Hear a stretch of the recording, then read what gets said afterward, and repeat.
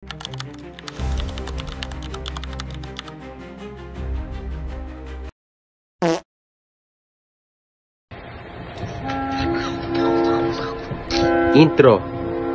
Boo!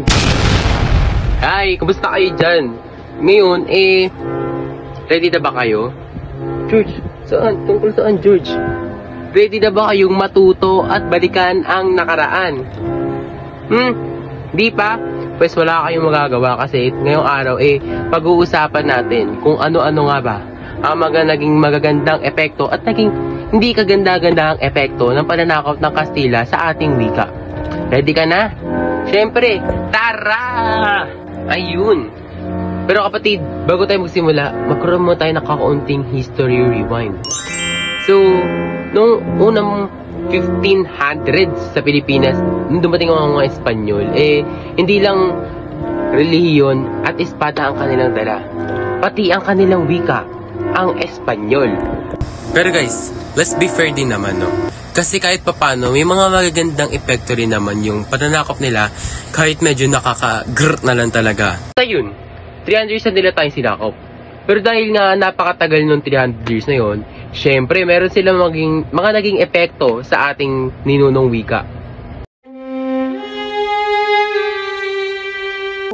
What's up guys? Ako naman ang partner ni George. Ako si AJT, ang iyong lingkod. Ngayon naman tayo ay tutungo sa negatibong impact ng mga pananakop ng Espanyol sa ating bansa.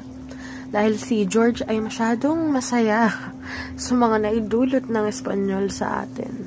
So tara na at tuklasin na natin ang ating mga punto sa mga negatibong nagawa ng mga Espanyol sa atin.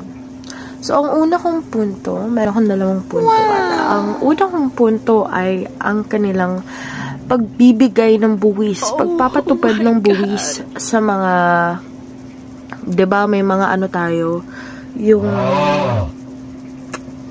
tawag dito. Naglagi. Nung mga panahon na yun ay may mga kalakalan at sila ay nagpataw ng buwis na nagpahindang sa mga Pilipino upang umunlad palalo.